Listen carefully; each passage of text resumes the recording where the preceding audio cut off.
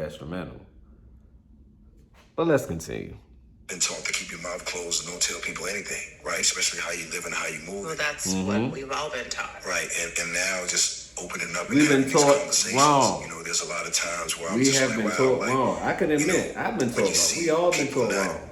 getting the message right, and you go, they just really don't understand. As Black people, this is a beautiful time for us to Yes, it is. be inspired by each other. Right. Yes, it is. To be able to say we no longer Snatch have life. to have this All experience on this All planet people. in this small vacuum Yep. where we are of service to the world. And when I say to the world, I mean to white pop culture. Right. Now there are tools and examples and Kinda direct, people isn't she? and practices in place that can inspire us in a different way. When I was 9 years old wanting to be an actress, when I was little Nia, there were like very few people I could look up to and say, oh, that's who I want to be. We've cracked that a little bit, a lot of it. Right. So Yeah, now I but think what you're saying is the number one problem we all have the choice. We have the is the choice to family. decide when and where we're and going the to get the structure is mental messed health up in the support that household. we That's the number one need. problem. But you gotta want it. That's the root of all our problems. And I think the stigma behind mental health, especially with Black men, is huge. There's a weakness. It's a weakness, and the reality is your brain is a muscle. And like use it. anything else on your body. Use it. If you can go to the gym and lift weights, I then just you said should the be able to same sit down with someone and exercise that muscle in between your ears. Yep. And have those Or conversations, meditate. because those conversations are tough, but they're also really necessary. Yep. Yeah, I must agree. It's hard though, because I have people that I know look up to me that really, have been there with me through a lot of things, and I think they don't understand Where you're at. and where I'm going. It's like the disconnect is so real, and it's almost like there's only a chosen few people who understand what's really at stake. I was talking to a guy friend of mine a while ago, and he said, Nia, and I was just complaining. And I was like, what am I supposed to do? Like, I love this person. And he said, everyone has a cap on their capacity. And if their capacity is full, you could be doing backflips, front flips. You could be the best. The sex could be amazing. All these things could be amazing in that relationship. But if that person's capacity and desire to grow isn't there. You heard it. If the capacity of the person's desire to grow isn't there, then that's the dilemma of most relationships or most problems, right?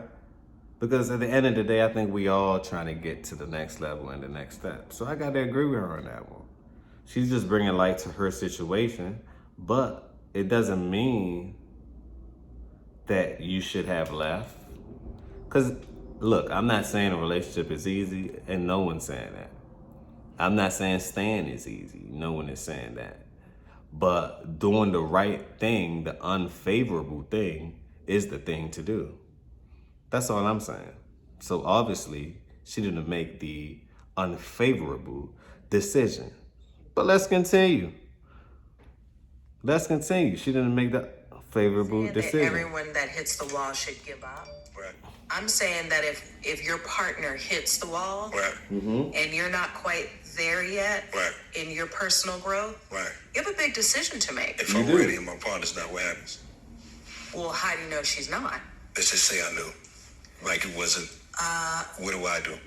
You're my sister right now. I'm your sister. Well, you giving me some advice. Well, you don't want my advice, because my advice is I'm out. Really? No, I don't give up easily. Right. I will never give up on someone I love. I don't care how high we are or how low we are. That's how I feel about I love me now. Yeah. That's the point I didn't. So I can't give up on myself. That's choosing yourself. Is that wrong? No. That's the ultimate freedom. The ultimate acceptance. Who you are now, where you are now. And where's that picture you showed me earlier? Oh, yeah. Of you when you were younger. That's my guy right there. Salute Jay. I talk to him all the time. so cute. He was kind of cute, you know what I'm saying? Did you guys He's see cutie. that? He's cutie patootie, you know what I'm saying? Little gangster, but he's good. Well, you gotta have a little gangster. It's boring if you ain't got no Yeah. gangster. When you look at him now, what do you feel? Honestly, I'm gonna share this, and I haven't shared it with anyone.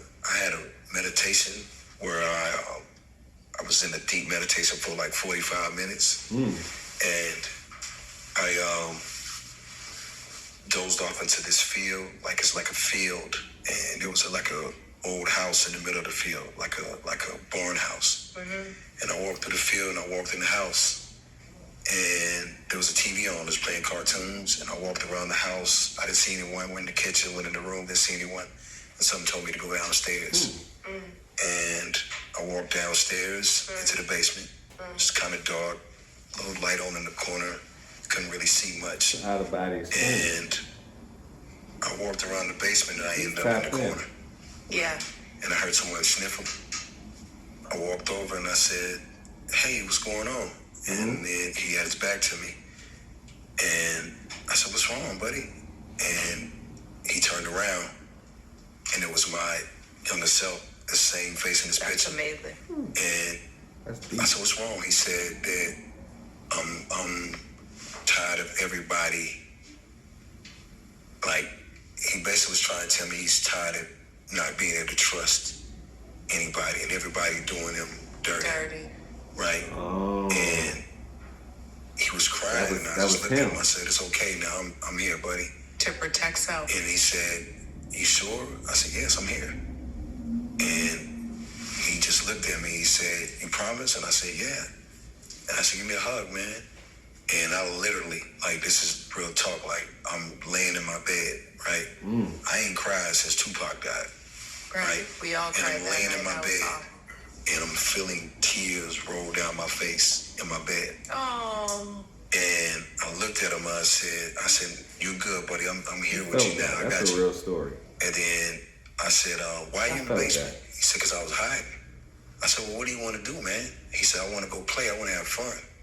I said, "Let's go play then." So I took him upstairs. He ran outside, ran around the whole field in the yard, swinging on the chairs. I'm literally feeling myself go from tears to smiling. Because he's happy. And we played all day. Played till he got tired, and we went in the house. And that analogy, what he just did, all his childhood traumas and everything that he was going through, because remember, he said he's hurt. He's messed up. He don't trust anymore. Everyone has hurt him. So he reached deep within himself to say, you know what, let's correct this. The analogy that he gave was himself crying out for help. He came to the rescue of himself, right? To say, you know what, I acknowledge it. You're reflecting upon what happened, but it's no longer your journey. Let's get rid of that. That's a powerful story right there. I don't think people are understanding that, because people think that they're internal problems that they can't fix. You can fix it if you just look within. You can fix anything if you just look within. But that's a whole nother conversation. The man just showed you internal healing and internal therapy right then and there. But let's continue. You remember, you don't have to believe me. Look it up yourself. And we sat on the sofa, and he watched cartoons until he fell asleep. And he sat on my lap, weight across.